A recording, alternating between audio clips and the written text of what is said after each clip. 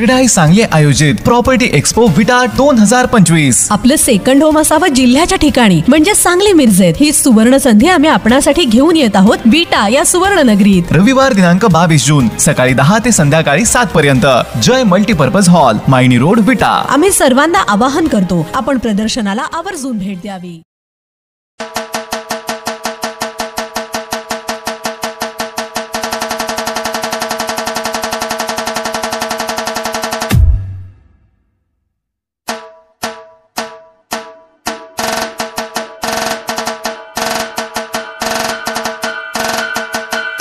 विटानगरीचे युवा नेते माजी नगरसेवक माननीय श्री पद्मसिंह भैया पाटील यांना वाढदिवसाच्या हार्दिक शुभेच्छा. शुभेच्छुक अण्णादाजी आणि कंपनी.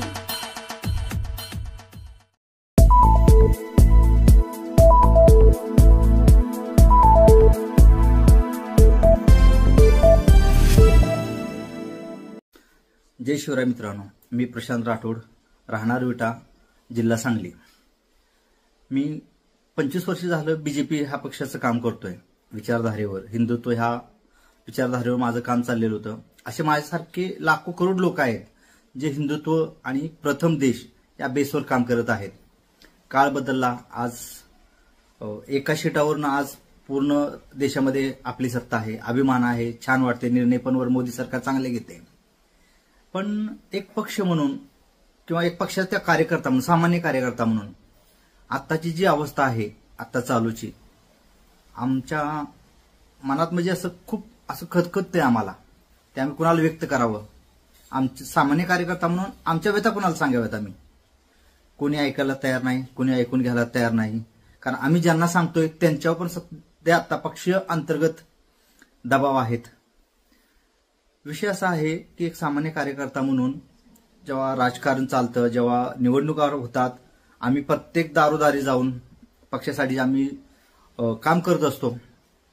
कोणी असू दे, कुठल्या जाती धर्मात, सगळ्यांकडे आम्ही जातो. हे फक्त आम्ही कार्यकर्ता म्हणून या सगळ्या गोष्टी करतो. वरच्या लेवलचा माणूस खाली येत नाहीये, आम्हीच करतो हे सगळं. आता पहिली टर्म म्हणजे आजपासून 15 वर्षापूर्वी आली. ठीक आहे, आम्हाला वाटलं की आता आमचे चांगले दिवस आले, आमच्याकडे थोडंफार लक्ष दिलं असं वाटलं, पण पक्षाने आमच्याकडे लक्ष दिलं नाही. दुसरी टर्म आली.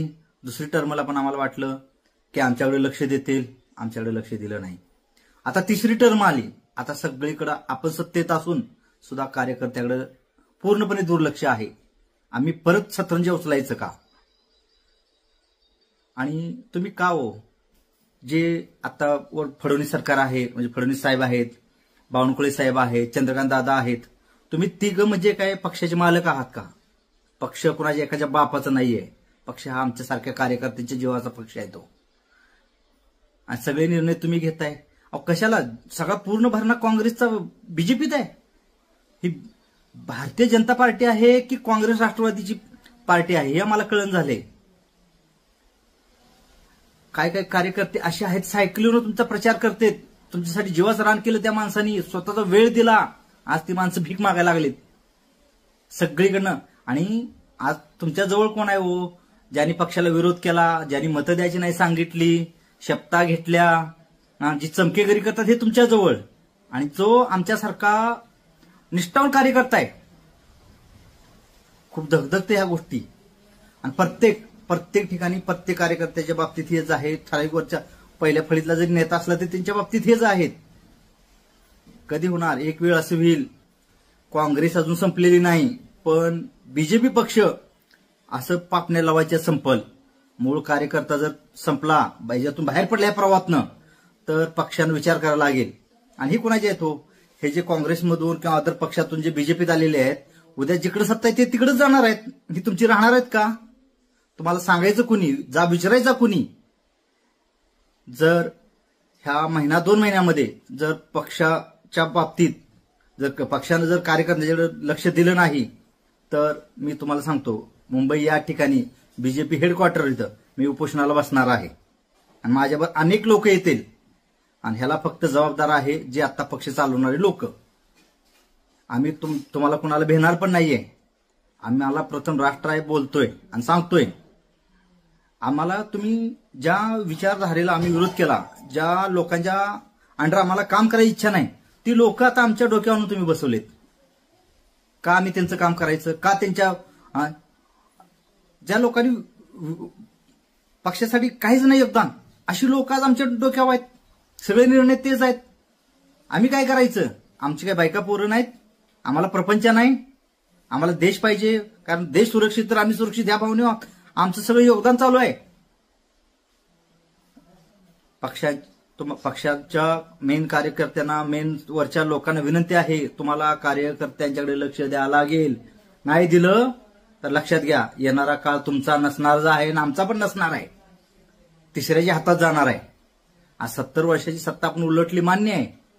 आपल्यावर ती काळ याला लई वेळ लागणार नाही साहेब, तर सगळ्यांनी ध्यानात घ्या. आणि आमच्यावर जो आता खूप मोठा प्रेशर आहे, खूप मोठे चेंजेस व्हायला लागलेत. आम्हाला त्या दुसऱ्यांच्या चड्डे धुवायची वेळ आली. का हो? का आम्ही धुवायच्या? आमचा सो का नाही? आज आपण मेजॉरिटीच असताना सुद्धा आमच्या अन्याय होत असेल. एक एक कार्यकर्ता आज अशा सांगली जिल्ह्यातली परिस्थिती, लांब नाही सांगत मी, सांगली जिल्ह्यातली परिस्थिती, एक निष्ठ मराठा कार्यकर्ते किती आहेत? मराठा म्हणतो मी, जाती समीकरण चालू झाले याच्यात, किती आहेत? राजीनामे दिले गेलेत. जे बाहेरचे आले, जे आमच्या डोक्यावर बसवले, त्याला सगळे वैतागलेत. आता सुद्धा असे चेंजेस आहेत. आजचाच विषय, जयश्रीताई पाटील ज्या काँग्रेसच्या एकनिष्ठ आहेत, एकनिष्ठ त्या आज बीजेपीत आहेत.